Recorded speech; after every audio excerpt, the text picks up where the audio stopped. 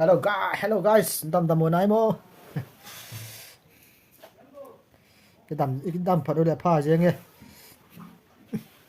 Nó sắp bèn tên, salam alaikum.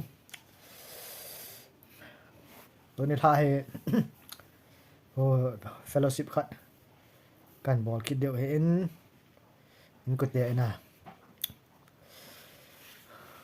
Đang ho, chứ cần cả mình tập buồn. Cần cả mình lâu để hiện.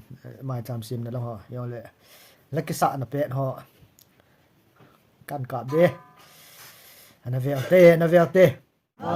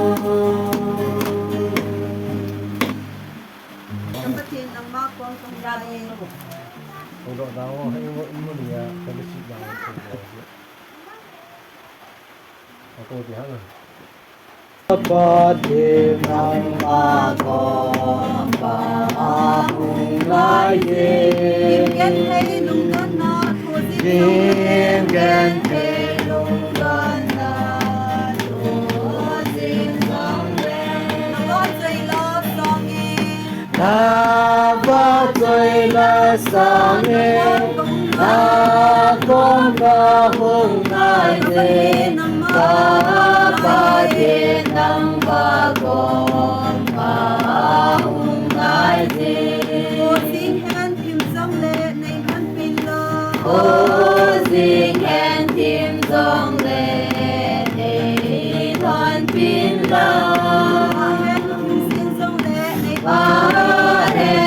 im riêng dòng lệ để bùi đủ đi Kata in ka mangin na kom nai ka no me na kom si apatin ka hong nai de ban zot na ban lampi lung han la ban ka bin lain de lung se ni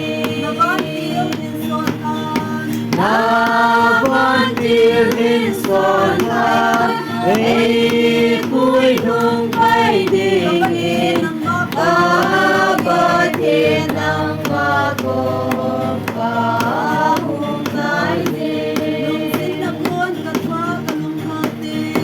lung sin na kun ka thwa ka lung han de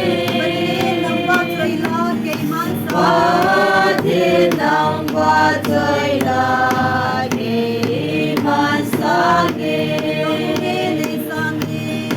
ba hung nghe nei sa nghe nei la nei chu la mi ba thiên nang hoa gồm ba hung nai lên thế na vinh lây zin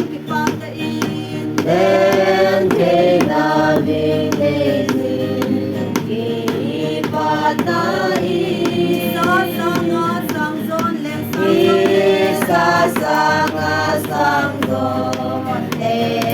sang zon